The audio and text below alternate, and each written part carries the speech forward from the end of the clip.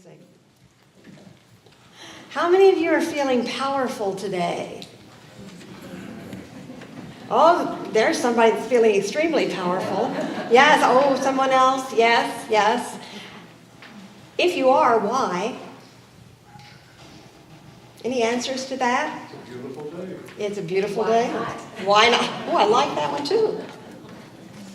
Very good. Very good. You know, God is absolutely amazing. Absolutely unlimited. Absolutely fantastic. And since we are all created in the image and the likeness of God, which is spirit, so we have that same spirit within us that God is, we also have the potential of being all of those things. We have the potential to be the fullness of spirit, the fullness of every attribute that God has, because we have been given those attributes. Now, we haven't developed them all, obviously, or we wouldn't still be here. But they're here, they're within us, and they're here for us to develop. With an awareness that we contain all of these attributes of God, we can create anything in our lives that we would like. And I put "we would like," because we're not going to create things that we're really not that interested in. Such as, one of the most intimidating things in my life as a young person, as a young girl, was sports. I was terrible at sports. I mean, really, really bad. I was always the last one chosen. One time I got hit by a baseball, probably because I wasn't paying any attention, because I really just didn't care. And I found that was just something that, but I felt, as a child, how you feel, I mean, you may not like it, but you want to be chosen anyway. But I wasn't until the very end, and everyone groaned when they got me on their team. And so I couldn't play volleyball. I was really terrible at that. And basketball was impossible because I was even shorter then than I am now. So, it just sports wasn't my thing. But I realized later on, as I grew older, that I was very good at swimming and I was very good at tennis. But those weren't team sports and they didn't have those in school. So there I was, Sometimes, though, we develop an inferiority complex because we are feeling this way. Sometimes we develop an inferiority complex over lots and lots of things. I had a lot of fears in my life. I was afraid that people wouldn't like me. I was afraid of heights. I was really afraid of heights. And I always wanted to go up those fire towers, so that I could see off, out in, I could see like the birds see. And I couldn't get past 6 steps. 6 steps was my limit, and then my knees went to jelly. They wouldn't move at all. And so I found that there were a lot of things that I was losing out on because of my fears. I was always afraid that there wasn't going to be enough money. I was afraid of flying. I flew, about the second or third time I flew in a thunderstorm, and I was absolutely certain that a lightning bolt was going to knock us right out of the sky and my children would be orphans. Because I had those really big fears. And I thought one day, this is no way to live. This is no way to live. I had to do something to overcome those fears. And so I began to work out some strategies, some rationalizations in my mind to overcome my fears. And I later found out that Unity had some techniques that were very, very similar to the ones that I had worked out myself. So here's some of the things that I learned and that Unity has taught me. When you have a barrier you'd like to break through, think of your mind as a camera. When you think of your mind as a camera, first you can create a picture of what it is you really, really want. I found that that was another one of my things that I didn't know what I really, really wanted. And it took me a long time to figure that out. But finally I did, and I created this picture in my mind that I really wanted to climb that fire tower because I wanted to see like the birds could see. I wanted to see out over the forest. And so I decided that I had to overcome that fear. And the second thing that I think we can do is focus on the positive. We have to focus on the positive. If we don't focus on the positive and we also focus on the negative as well, what do? We have a double exposure, and then our picture is no good at all. It's simply, you can't tell what is going on in the picture, and that's kind of how life begins to look when we have a double exposure in your life. So whenever a negative thought comes into your mind, you make sure that you take a deliberately voice a positive thought to cancel it out and keep your lens trained on that desired picture. It's really important that we do that. And the third thing that I find very, very helpful is to keep the field of vision clear. Keep the field of vision clear. Sometimes I have found that there are obstacles that come into my picture. Have you ever had that happen in your life? Where an obstacle came into your picture and you didn't really want it there? And what I found is that you can always move the camera and to a different place, because people and situations come and go in your life. They're always going to come and go. And as they do so, you're going to find that you need to focus on something else. But don't panic when those problems arise. I found that often those problems go away all by themselves. But make sure you keep your focus on the picture that you want. Because if you do, those things will eventually move out of the picture. And pictures can always be cropped as well. So remember that you are unique. And this is number 4. Remember that you are unique, and what you outpicture in your life is unique. Remember that you don't need to be awestruck by the pictures of other people. Have you ever had that feeling where you saw someone else's life and you thought, they have the perfect life. They have a wonderful life. And you're just so awestruck by it, you think, well, I could never achieve that in my life. But just remember, you are unique. That you are,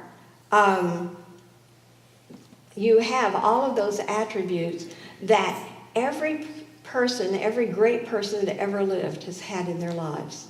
You have all of those attributes. You have them now. And you can start to develop those areas where you'd like to make some changes. Lift up your camera. How many pictures have you taken of the floor? I was looking through my cell phone the other day, and I had lots of pictures of my carpet. And I thought, I lost focus. I lost where I was, and I wasn't really focusing on what I wanted. I didn't want, those are not interesting pictures. I don't care how pretty your carpet is. They're just not. So make sure that you lift your focus. Remember that all of those, what you're looking for are those beautiful pictures, the pictures that you want your life to look like. In Jewish tradition, they say that the splitting of the Red Sea was the greatest miracle ever performed. And it was so extraordinary that on the day that they crossed that Red Sea, even the servants were just blown away because this was a greater miracle than anything that Isaiah, Jeremiah, or Ezekiel had ever seen, all combined in their lives. This was a really big miracle. And so we have one midrash that mentions two Israelites, Reuben and Shimon, who had a different experience. Now, apparently, the bottom of the sea, although safe to walk on, was muddy. It was not quite dry, and it was like a beach at low tide. And you know how that is, kind of squishy and muddy. And Reuben stepped into it, and he curled up his lip, and he said, "What's this muck?" And Shimon scowled. "There's mud all over the place." "This is just like the slime pits of Egypt," replied Reuben. "What's the difference?" complained Shimon. "Mud here, mud there, it's all the same." And so it went.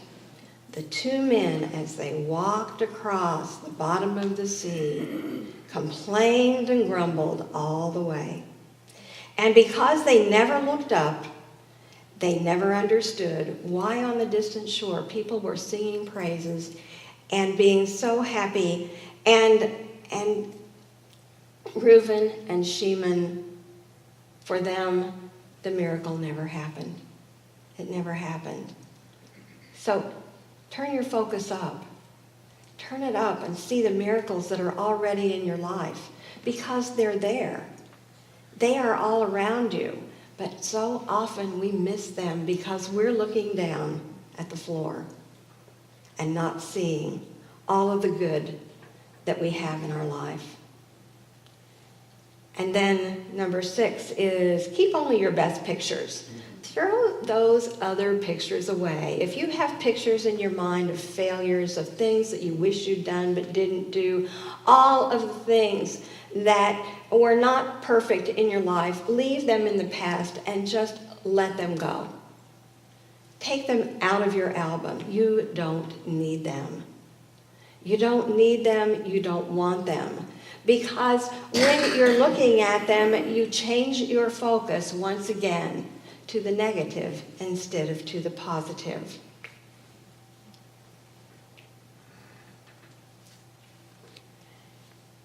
Realize your human self really can't see the big picture. Remember that we are two in one. We are human and we are divine. And we are human and we are spiritual. And so let's remember that we stay on a higher level and see things from a different perspective. You know, you can't, if you're looking at the bottom, if you're standing at the bottom of that fire tower, you can't see the forest for the trees. You have to look up. You have to look up. And remember, don't be afraid to give. Giving is a wonderful thing. And don't be afraid to share your dreams, but make sure that you share your pictures with those people who are going to support them. Don't share with your pictures with those people who are going to say, "Oh, can't happen, won't happen." Don't do that, because it will distract you and you'll be into double exposure again. So make sure that you help yourself get rid of your fears. One of the things I told you that I was fearful of is never having enough money. And I finally got past that, thank God. And I found that I could do something that seems humanly counterintuitively. And so that is giving. Because when you give, you think, well, if I'm giving, I have less money. Well, on a human level, that may be true, but on a spiritual level, it certainly is not. From the spiritual perspective, when you give, you have more. I have found that to be true so many times. In fact, I proved it to myself again just recently. I had buku expenses. Oh my gosh, every time I turned around, it was, a big expense here, a big expense there, a big expense someplace else. And my first, what I remembered was my first intention was usually to pull back on my giving. And this time I thought, oh no, I know that doesn't work. And so what I did was I increased my giving. And since I did, more and more is coming into my life. More money, more happiness, more goodness is coming into my life. So even though it seems counterintuitive, giving really, really does change the picture.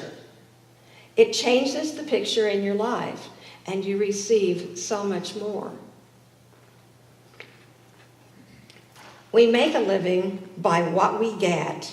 We make a life by what we give. Sir Winston Churchill said that. We make a living by what we get. We make a life by what we give.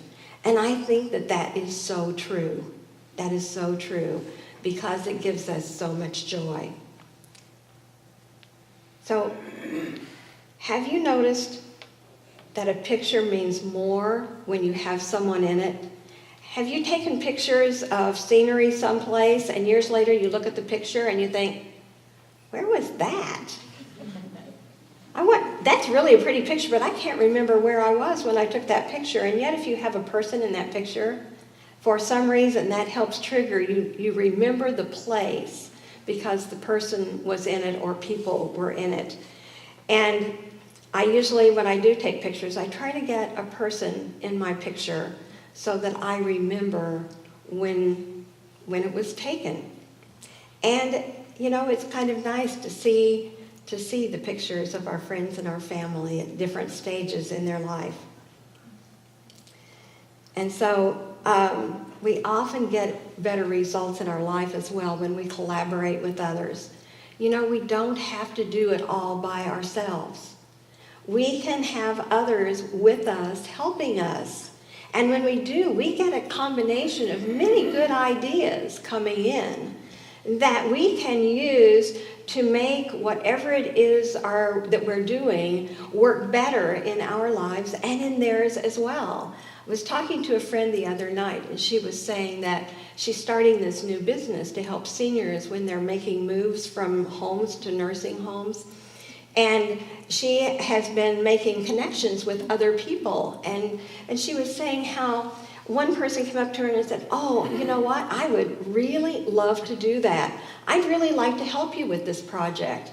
And then she went on to mention that something that she did that was very helpful that my friend didn't know about. And another person said, here, you've been volunteering over here, helping set up. She helped set up for the dinners at the Westlake Rec Center. And this woman said, we're having this fair. And she said, why don't you come put up a booth? And so all of these things that we do with other people actually help us in coming together and doing some of the wonderful things that we want to do with our lives. So embrace the spirit of cooperation, because when we have many hands working, it makes light work.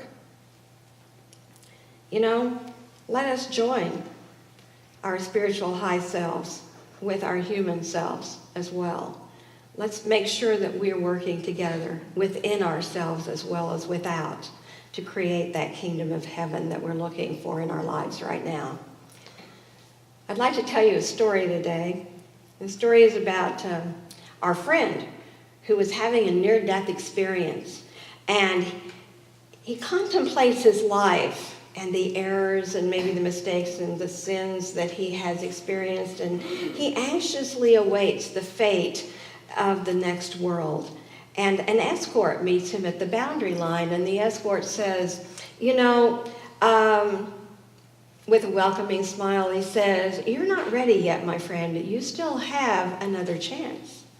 So you're not going to be staying here in the hereafter, but you will return soon. So let me show you what goes on here on the other side.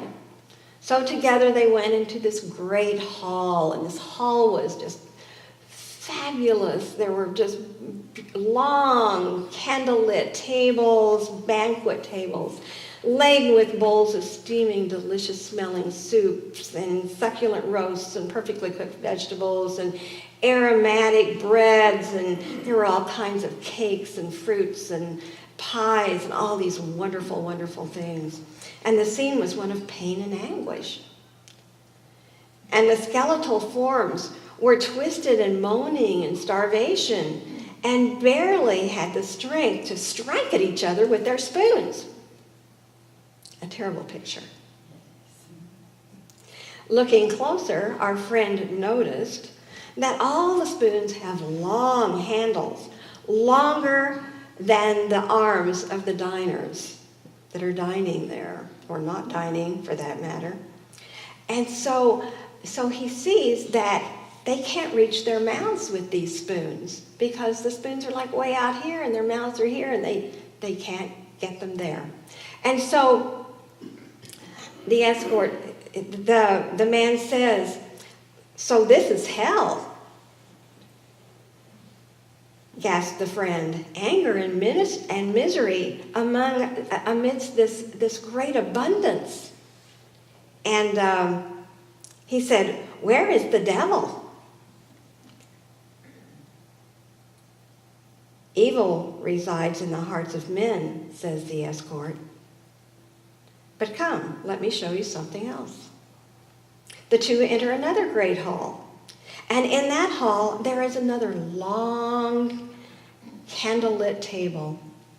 And it's covered with all of the delicious, wonderful delicacies that were on the other table. Delicious drinks and sweets and wonderful foods. And here there are sounds of laughter and singing and chatter. And all of the people look healthy and happy and enjoying the company and the bounty that's before them. They too have long spoons, but they are feeding each other.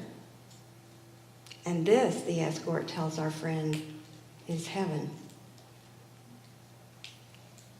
The parable of the long spoons is a picture of values of collaboration and mutual support with God and with others. You know, over the years, I overcame a lot of my fears. I'm not afraid to fly anymore. I found that if I sat by the window, I could look out and watch all the little tiny things on the ground, which I found to be really wonderful. I got over my fear of climbing fire towers to the point that actually I would climb up on my roof and clean the leaves out. Don't do that anymore. But I did get to the point that I was able to do that. I realized that people like people who like them. And I always look for something in a person that I like. And consequently, I have lots of friends, and I feel so very fortunate for that reason. And so there are ways that we can overcome our fears with that spirit that is within us.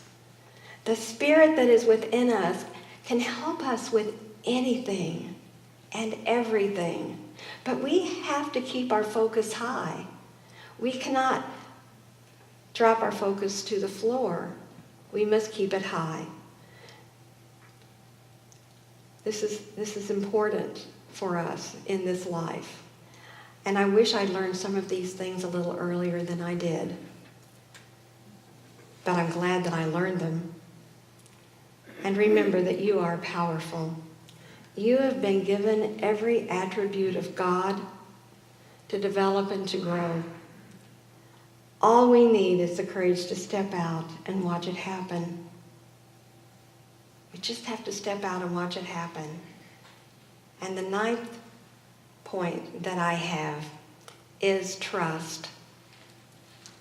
Trust your spirit, your life, in that case, will turn out picture perfect. I can't wait to see all of your pictures. Thank you.